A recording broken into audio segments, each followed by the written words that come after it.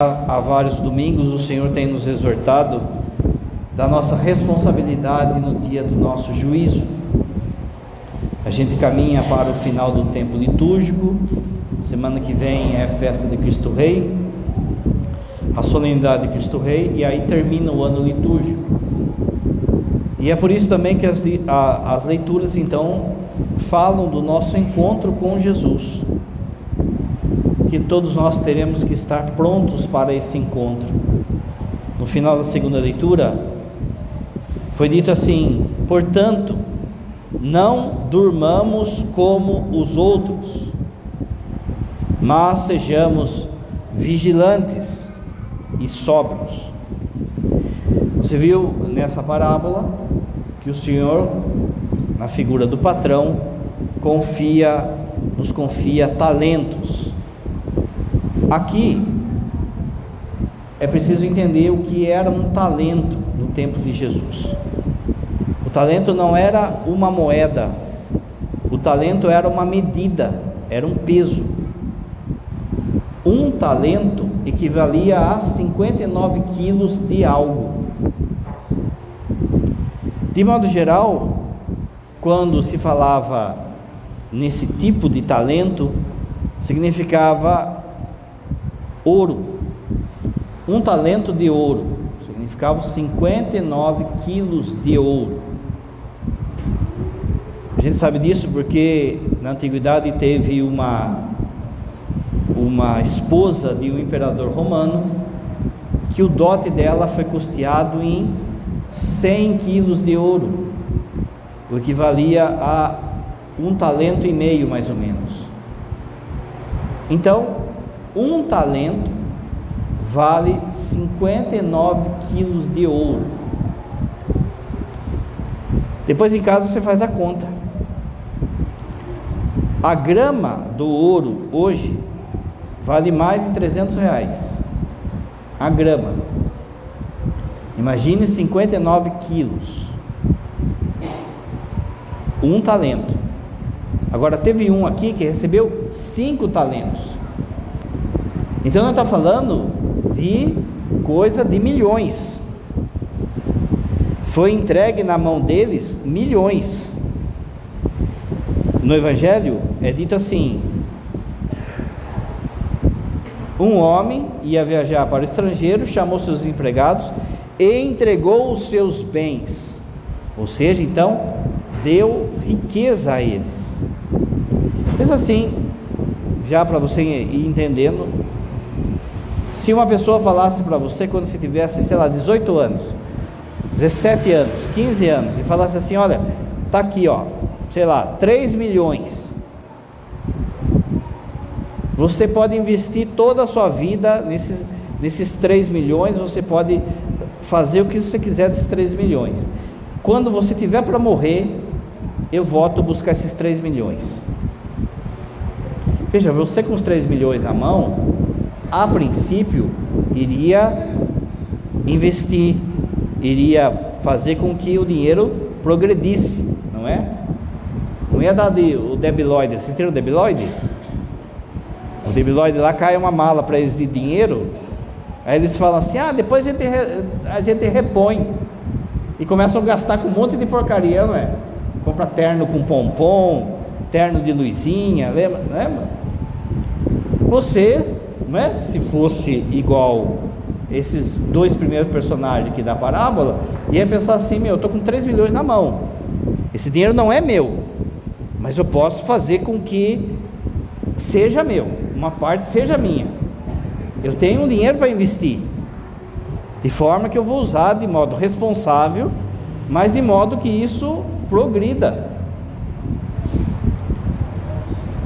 Então, talento não é simplesmente uma moeda, mas é um peso. Aqui no Evangelho tem algo que a gente não percebe, mas que Jesus sabia que os ouvintes dele percebiam. A palavra na língua de Jesus, kavod, significa peso.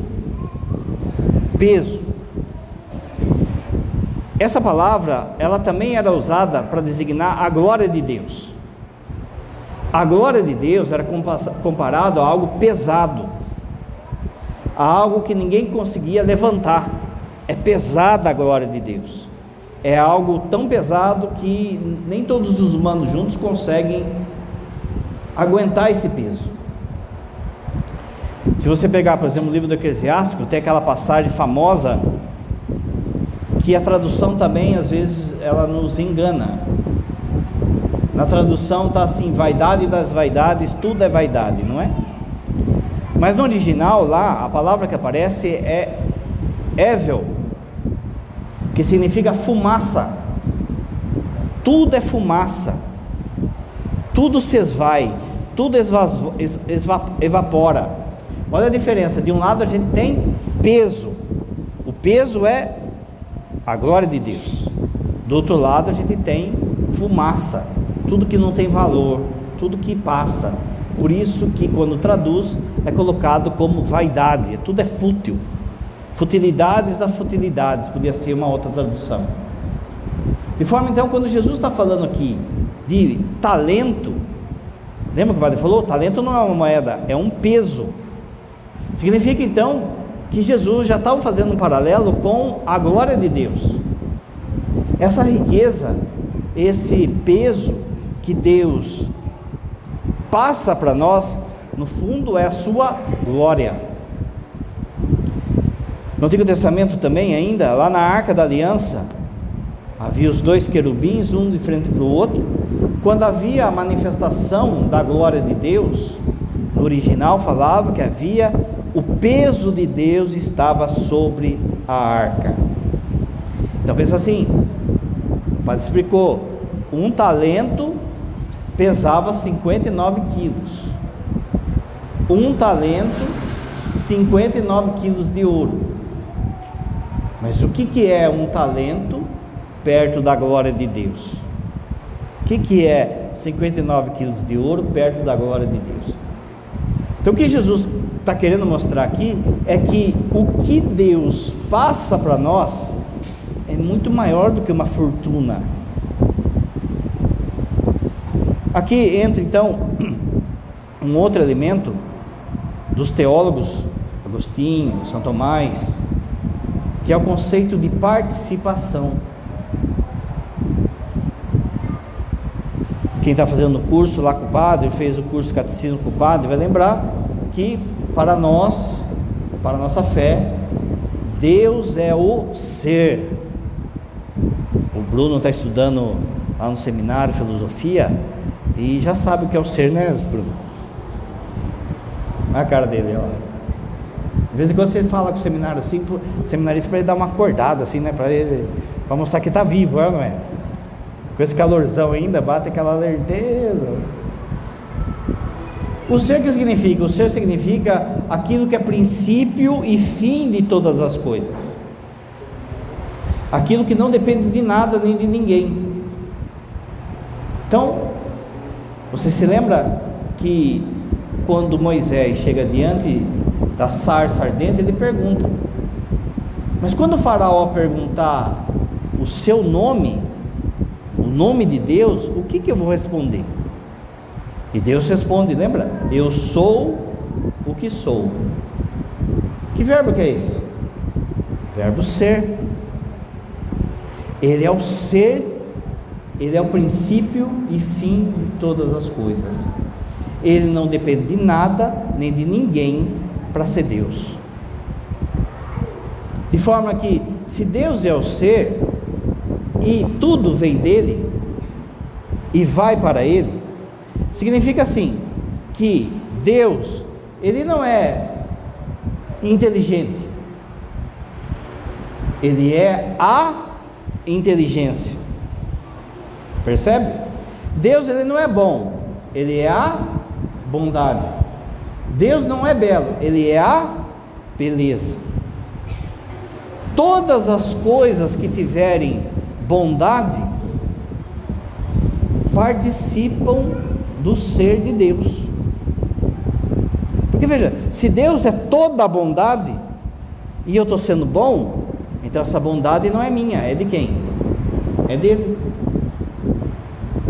Se Se uma criança, uma pessoa é bela, algo é belo, uma montanha é bela, aquela beleza não vem da coisa em si, ela vem de Deus, princípio e fim da beleza. Pensa assim, você pode falar assim, ó, todo o dinheiro do mundo é do Messi, e aí eu tinha 10 reais, eu tenho 10 reais na minha mão. De quem que esse 10 reais que está na minha mão? É do Messi. Todo o dinheiro do mundo é dele, mas 10 reais está na minha mão. Então, de alguma forma, eu estou participando da riqueza dele. Se eu falo então que Deus é a beleza e eu tenho beleza, essa beleza vem de Deus. Se eu tenho bondade, se eu tenho misericórdia, se eu tenho inteligência, se eu tenho mansidão, se eu tenho... Pensa aí, será que você tem alguma coisa que não veio de Deus? Não tem nada de bom em você que não tenha vindo de Deus. Portanto, Deus é esse patrão rico que te deu talentos, que te deu riqueza. Qual a grande riqueza? Participar da glória dele, participar da vida dele. Quando eu estou sendo bom, eu estou participando dele. Lembra? O dinheiro, aliás, o ouro é do patrão, não é do cara, mas foi dado do cara para ele multiplicar. A vida não é minha, ninguém pediu para nascer. Para você que é adolescente, fica falando para o pai, para a mãe: ah, eu não pedi para nascer, larga as mãos do sebocó. Ninguém pediu para nascer, ele te escolheu, ele te chamou à vida, nem foi seus pais e a sua mãe, seu pai e sua mãe. Seu pai e sua mãe foram só instrumentos, porque quem chamou você à vida foi Deus. Essa vida pertence a Deus. Portanto, se Deus é a vida e eu estou vivo, eu participo da vida divina, eu participo da riqueza dele. Só que um dia eu terei que prestar conta daquilo que ele me deu. Qual é a grande tentação? É fazer igual o cara que dá de um talento só. Vou enterrar os meus talentos, quando Deus aparecer, eu devolvo esse talento para ele e pronto. Mas não é isso que Deus espera de nós. Ele dá esses talentos para que a gente cresça, para que a gente enriqueça ainda mais. A nossa fé católica é uma comunhão, deve ser uma comunhão entre a vontade de Deus e a vontade humana. São Tomás vai ter uma frase famosa lá na questão número 2 da Suma Teológica. Ele fala assim: a graça sobrepõe da natureza. Ou seja, aquilo que você oferece a Deus é aquilo que Ele faz multiplicar. Se você oferece pouco, o Espírito Santo tem pouco para trabalhar. Se você oferece muito, o Espírito Santo tem muito para trabalhar. Então, se eu ficar igual esse cara e não oferecer nada para o Espírito Santo e enterrar os meus talentos, eu vou me perder. Eu tenho que produzir. Esse produzir vai fazer bem para mim, vai enriquecer a mim. Veja o que fala, o patrão fala para os 2 servos bons. Ele fala assim, ó, depois que ele termina a conversa: muito bem, servo bom e fiel. Como fosse fiel na administração de tão pouco, veja, da perspectiva do funcionário, aquilo é muito. Da perspectiva do patrão, que é milionário, aquilo é pouco. Se eu entreguei na sua mão aquilo que para mim é pouco, e você foi fiel, e você fez crescer isso que eu te dei, olha agora, venha participar da minha alegria. É como se o patrão chamasse os 2 funcionários a sentar na mesa dele agora, a ser dono de tudo aquilo que ele é dono. Então já era bastante, já era uma riqueza, mas agora ele está rico igual ao patrão. E é isso que é o céu, e é isso que é a salvação em Cristo. Você se lembra, o padre sempre fala, a promessa de Cristo é que nós seremos semelhantes a Ele.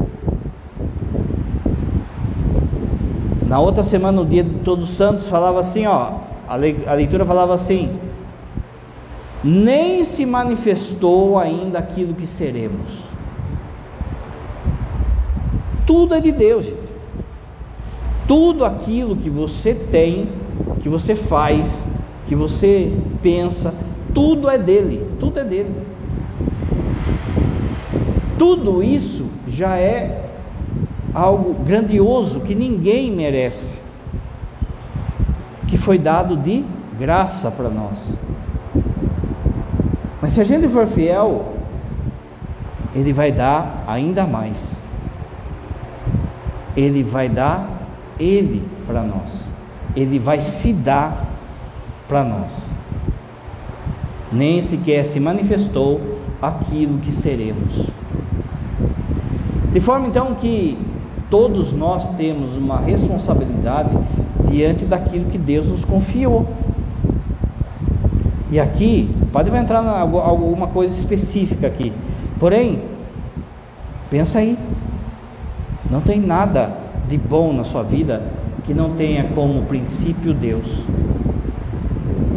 Ah, padre, mas fui eu que comprei o carro. Comprou o carro porque você tem saúde. Comprou o carro porque você está vivo. Comprou o carro porque Deus te deu um trabalho. Comprou um carro porque não teve ninguém lá, talvez, que puxou o seu tapete. Padre, mas sou eu que tenho fé.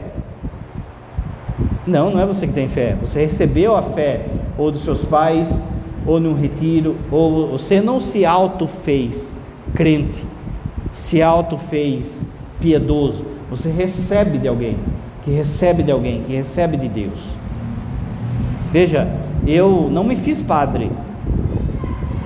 Parece em alguns lugares por aí, não é?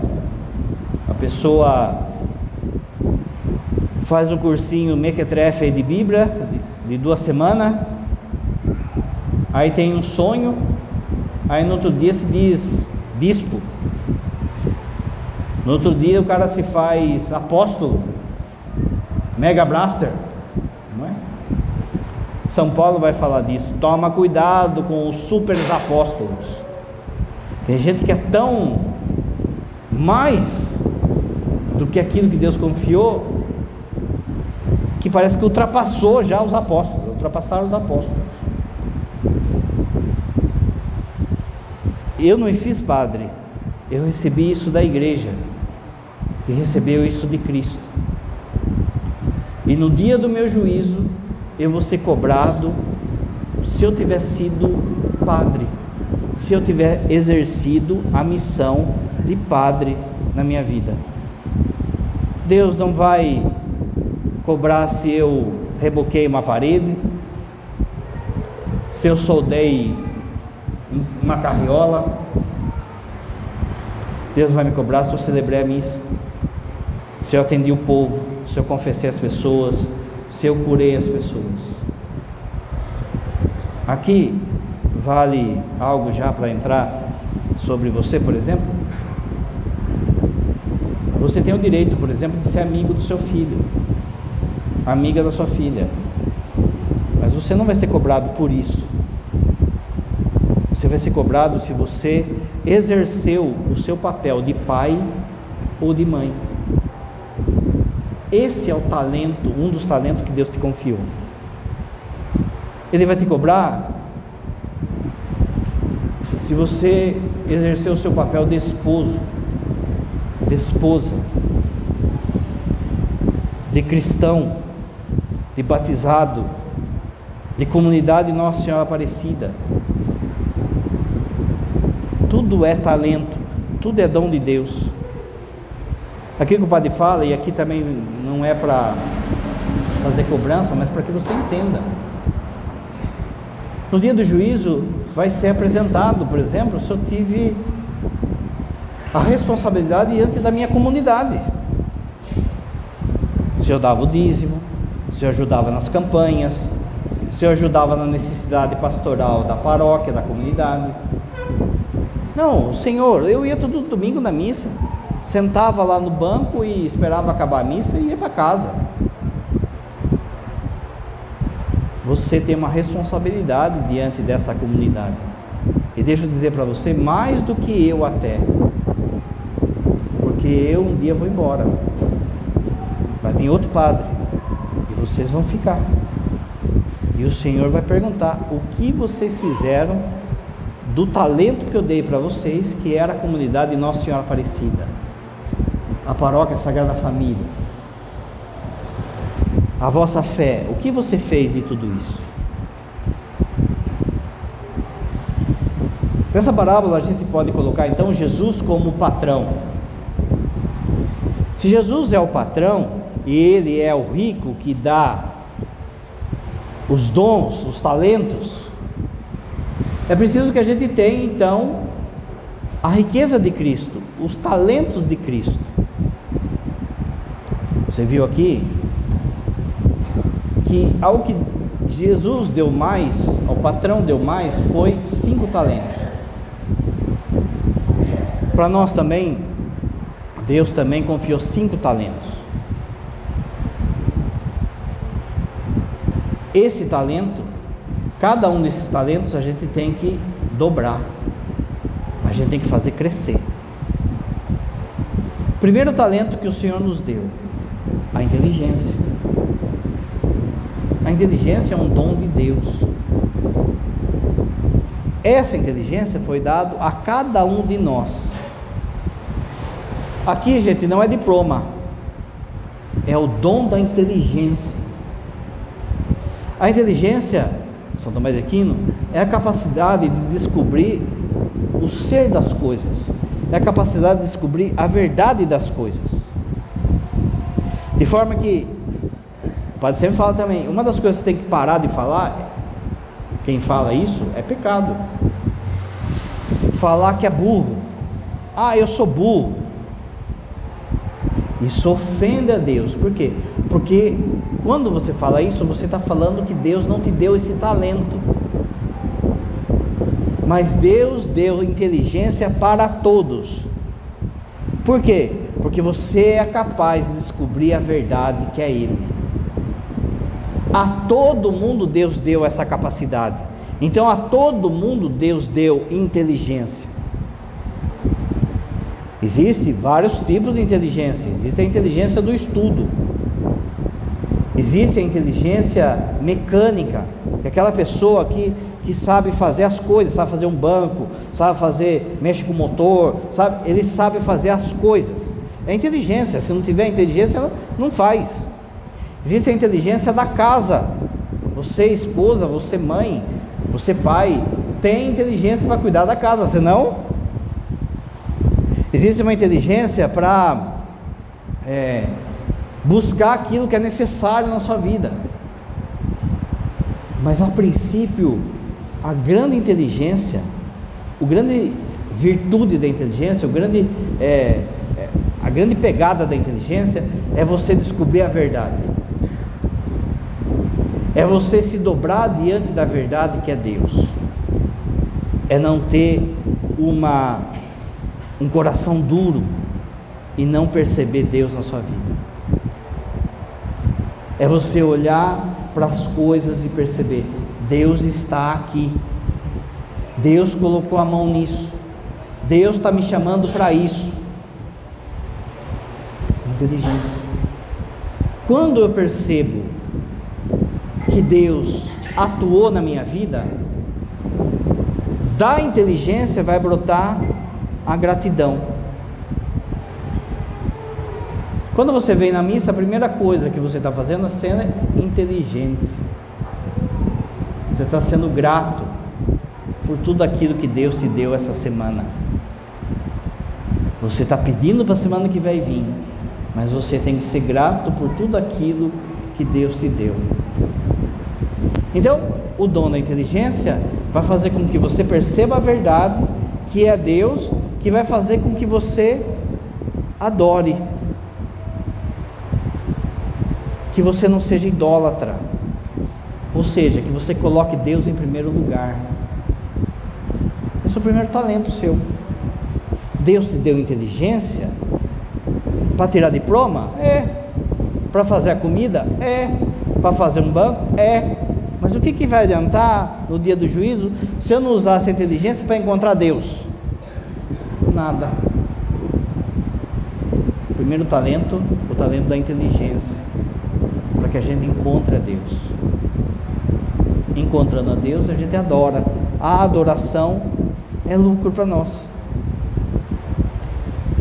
Segundo talento é o talento da vontade. Deus nos deu vontade. Os animais não têm vontade, os animais têm instinto. Lá na paróquia, agora lá na casa paroquial, tem 2 cachorrinhos, né? Tem o Bino e tem a Bolinha. E aí o Bino, ele é arteiro, né? Ele é um beagle.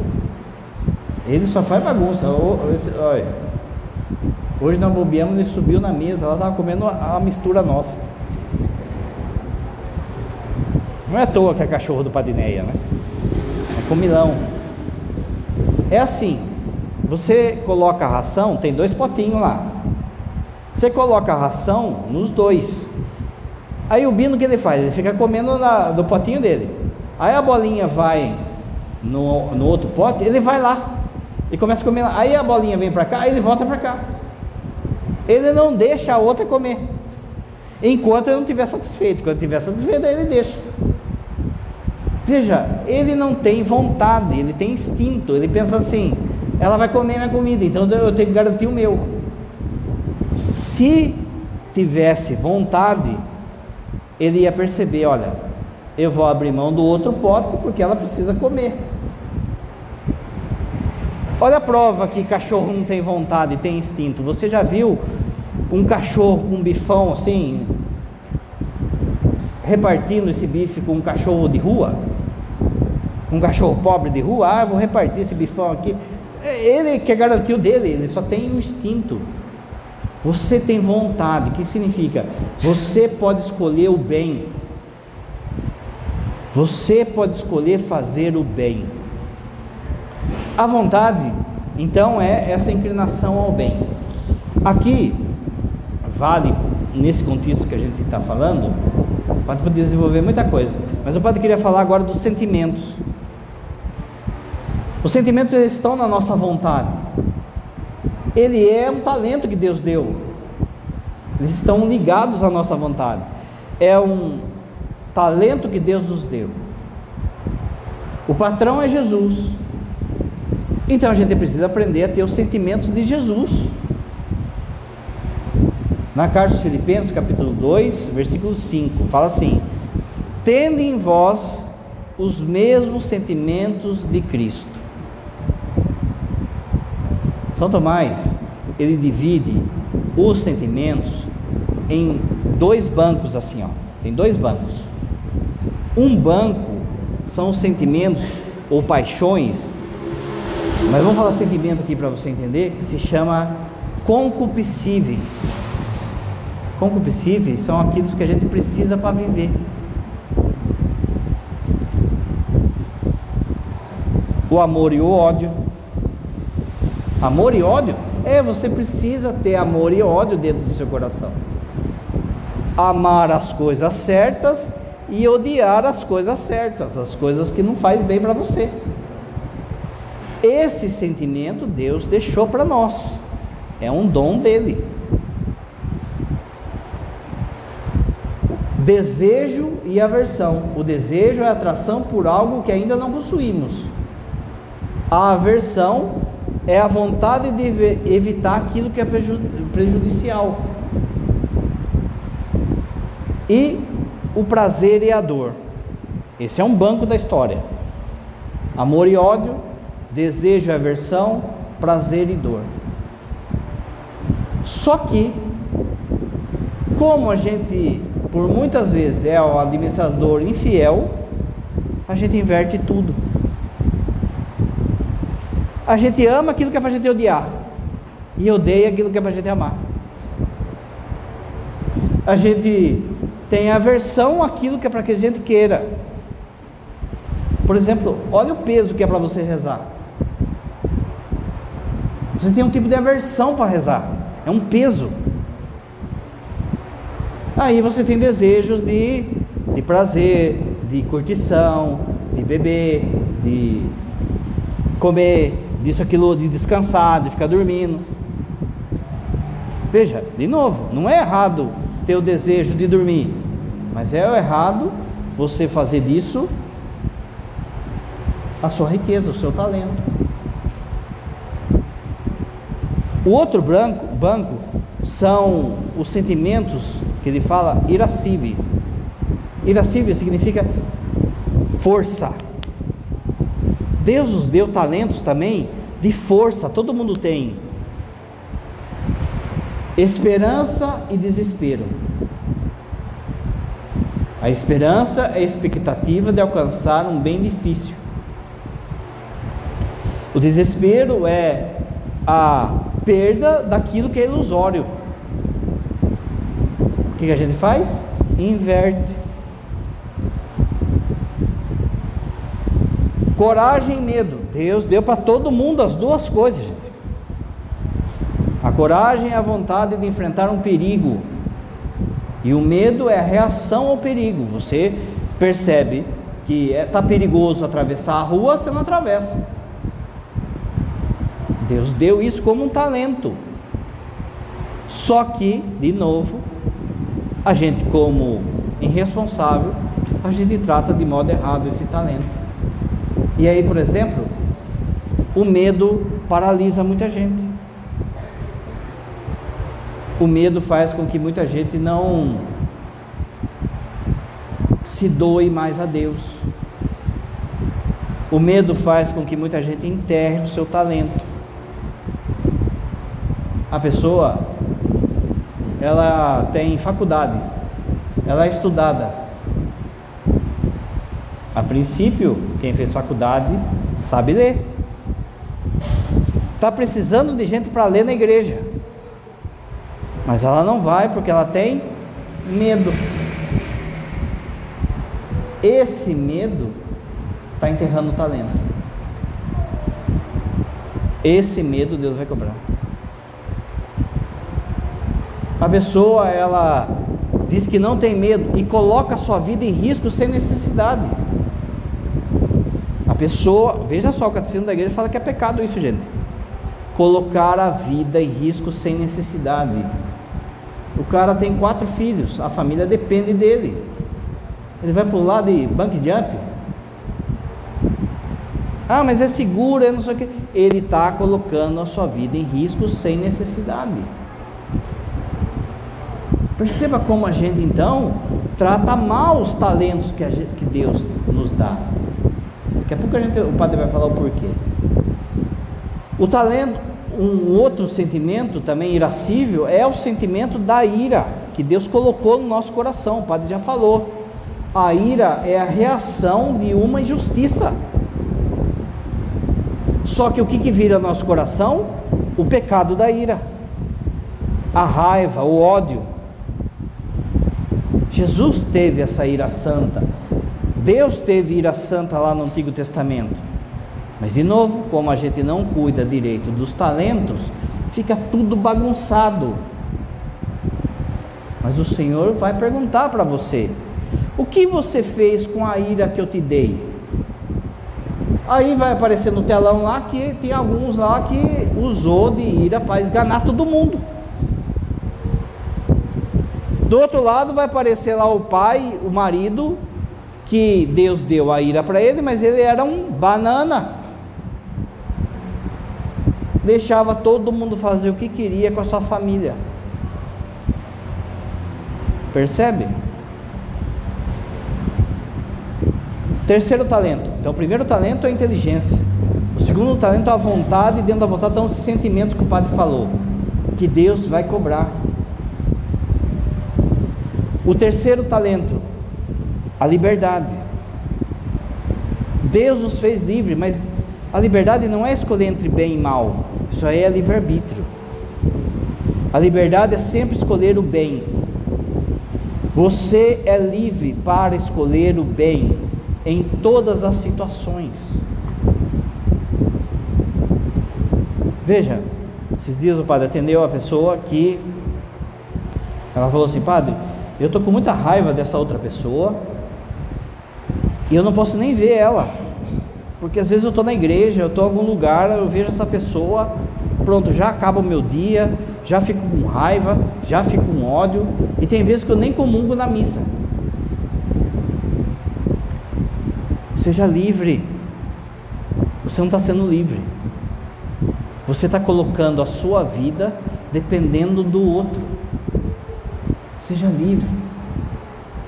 Quando você escolhe o bem, você escolhe a Deus. Portanto, ser livre é sempre escolher a Deus.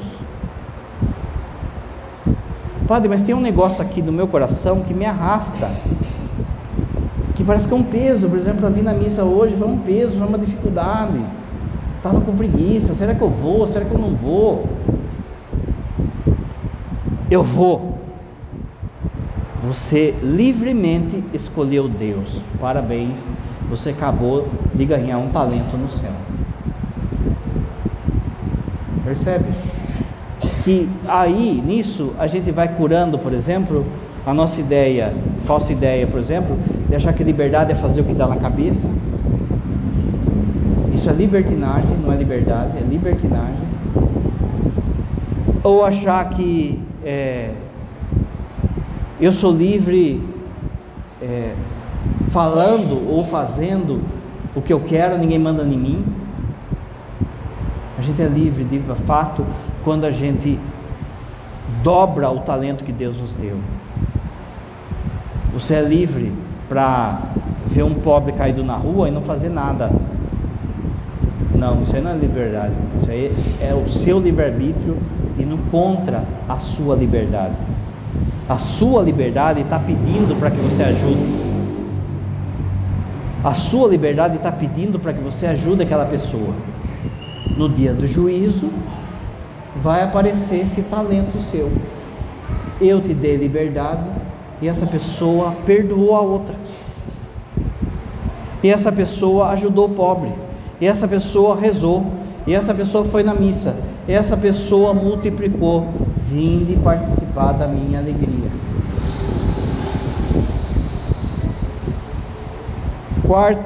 Quarto talento. É lógico que o padre podia desenvolver aqui cada um com mais tempo, né? Mas você sabe. O quarto talento é a sua vida. A sua vida é um dom de Deus. A sua vida é um querer de Deus e é um presente de Deus para as pessoas que estão à sua volta. Ou devia ser assim. Repara que tem pessoas que a vida dela é um peso para as outras, é ou não é?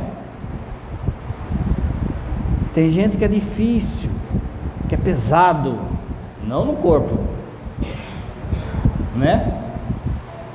Tem gente, o texto bíblico vai falar, São Paulo vai falar, que a gente precisa suportar. Deus nos deu a vida.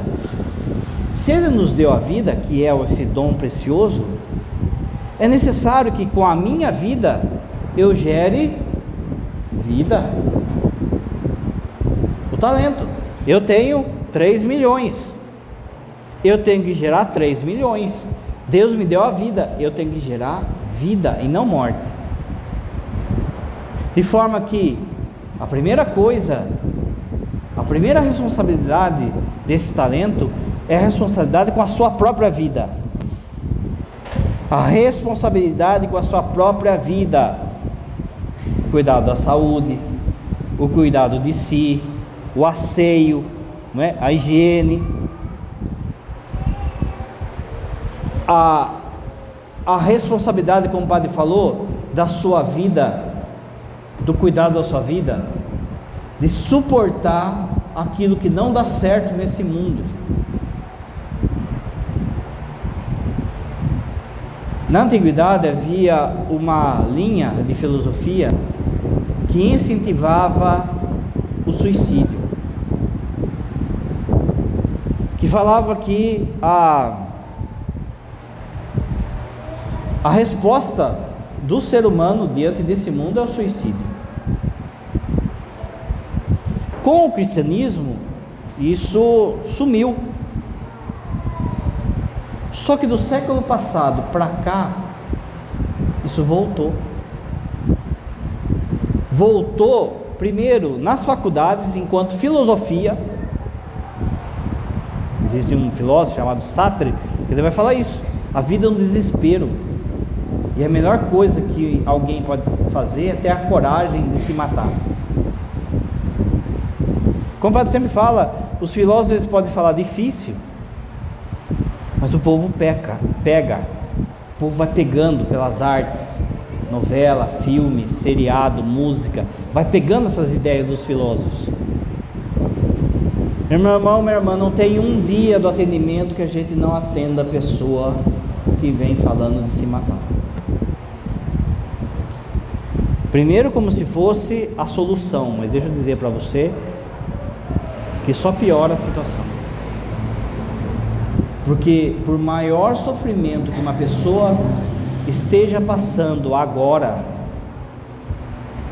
não é nada se ela for para o inferno por ter se suicidado.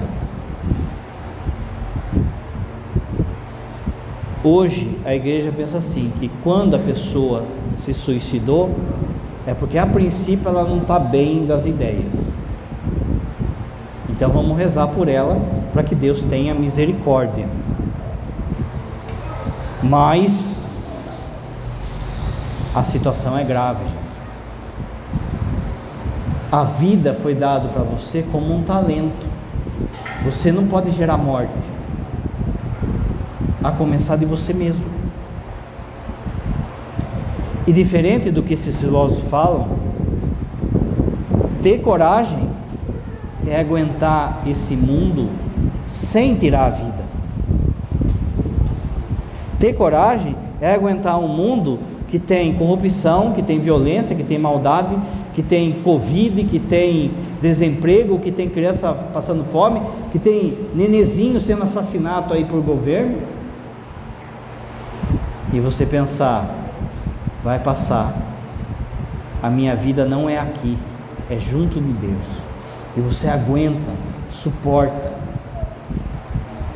Aguenta mais um dia de canseira, aguenta mais um dia do seu marido bêbado, aguenta mais um dia do seu filho na droga, aguenta mais um dia de desemprego, de falta do que comer, porque você pensa, Deus cuida da minha vida, vai passar.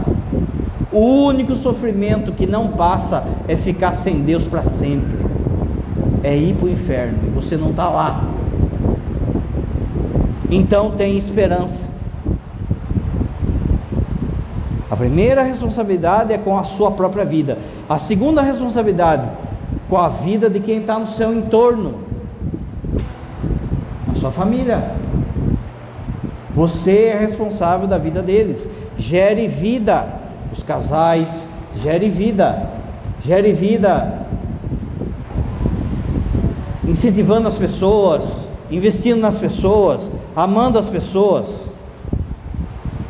Você é responsável por cada um que está aqui do seu ladinho agora, mesmo que você não saiba o nome. Gere vida, você é responsável da vida deles. A pessoa está precisando de oração. A pessoa da nossa comunidade está precisando de uma cesta básica. Gere vida. Pensa, se acontecesse De repente o padre está aqui falando, alguém passa mal, desmaia, fica todo mundo braço cruzado, não é meu parente. É lógico que você não vai fazer isso, você vai cuidar, você vai socorrer. Agora, a gente às vezes vê o irmão passando fome, passando necessidade, e não socorre, tipo assim, não é meu trabalho, não é minha missão, não é, é sua sim. Está vendo lá a família lá que está com o filho na droga, você, não é filha dela, não é filho meu. Gere vida. O Senhor vai prestar conta, a gente vai prestar conta diante do Senhor, se a gente gerou vida. Gere vida espiritual, gente. Faça com que as pessoas nasçam para Deus. Está um monte de múmia sobrevivendo na face da terra porque não tem Deus. Vivem feitos zumbi, esperando alguém como nós, um padre ou alguém que vem na missa, falar: Lázaro, venha para fora, ressuscite. Mas a gente não quer gerar vida. A gente está preocupado com a nossa vidinha, no sentido assim, de ter o que comer, de ter que trocar de carro, tal e coisa. Pensa só, o que vai ser, por exemplo, o que foi o juízo de Madre Teresa de Calcutá. Eu te dei uma vida, o que a senhora fez? Vai aparecer aquela multidão que ela cuidou. Pensa o que é isso na vida de um padre que for fiel. Eu te dei uma vida, o que você fez? Se Deus quiser, no meu juízo vai aparecer o rostinho de cada um de vocês, ó. Vinde participar da minha alegria. Gere vida. O último talento, o tempo. O tempo é um dom que Deus te deu, é uma riqueza que Deus te deu. Mas esse tempo vai acabar. Cada dia que passa, cada segundo que passa, você está mais perto da sua morte. Cada segundo que passa, nós estamos envelhecendo, adoecendo e padecendo e morrendo. De forma que pouco tempo te resta.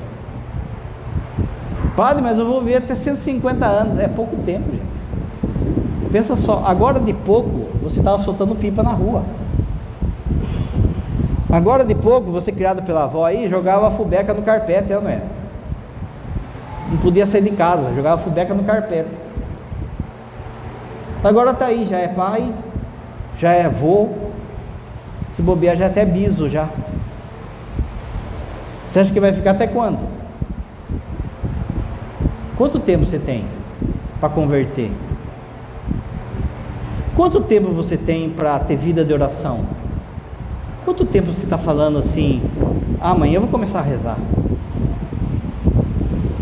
Quanto tempo você está falando assim, a hora que der eu vou confessar? Quanto tempo você acha que você tem? Quem participou da missa do padre semana passada, o padre falava, tem gente que já está na prorrogação, gente. Não é? Eu sei que eu estou na prorrogação, porque eu já safei de duas que quase fui. Quem aqui não podia falar assim, padre, eu quase fui uma vez? Você já está na prorrogação já. Quanto tempo você acha que você tem? O tempo é um dom precioso, então você não pode desperdiçar o seu tempo com coisas que vão passar. Quanto tempo gasto em noticiários que não vão levar a nada? Quanto tempo gasto em não só futebol, não estou falando que não tem que assistir, mas eu estou falando assim, quanto tempo gasto, por exemplo, em assistir jogos que comentários da terceira divisão da Rússia, estão lá 6 velhos lá debatendo lá, porque o Chodmeskovski, ele está ganhando R$1 trilhão, não sei lá, eu ganhando salário mínimo aqui, quanto tempo? E aí a pessoa vem na confissão e fala assim, não tenho tempo para rezar, padre. tempo é uma questão de prioridade. O que é prioridade na sua vida? Você vai ter tempo. Lá no Senhor dos Anéis, o Gandalf, o mago, disse para o Frodo: a nós foi dado a graça e a responsabilidade do que nós fazemos com o nosso tempo. Ai, que missa demorada, ai, não sei o que. Deus está atrapalhando o seu dia. Ah, vou na celebração, que a celebração é mais breve. Deus atrapalha o dia de muita gente. Deixa eu dizer, com dor no coração. Com dor no coração, não sou melhor que ninguém. Mas tem padre por aí que a missa atrapalha o dia dele. Se eu não tenho tempo para Deus, se eu não tenho tempo para rezar, se eu não tenho tempo para ajudar as pessoas, se eu não tenho, Deus não terá a eternidade para nós. O que é duplicar o tempo, duplicar o talento do tempo? É transformar tudo aquilo que a gente faz agora em algo eterno, que não vai passar mais. Essa missa que você está, se você está aqui com o coração aqui de fato, nunca mais vai passar no coração de Deus. Você eternamente vai receber benefícios dessa missa que você está. Aquele terço que você rezou, se você de fato estava ali, gastando o seu tempo, tendo seu tempo para Deus, nunca mais Deus vai esquecer daquele tempo. Ele vai ser eterno. E Deus vai te dar a alegria da riqueza dele. Nem que tenha sido um copo que você lavou por amor a Deus, o tempo que você gastou se transformou num tempo eterno no coração de Deus. O Senhor vai nos perguntar: o que você fez da inteligência? O que você fez da vontade, dos seus sentimentos? O que você fez da sua liberdade? O que você fez da sua vida, da vida das pessoas? O que você fez do seu tempo?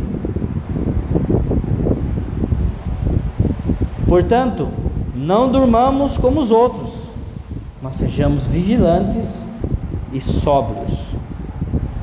Creio em Deus Pai Todo-Poderoso,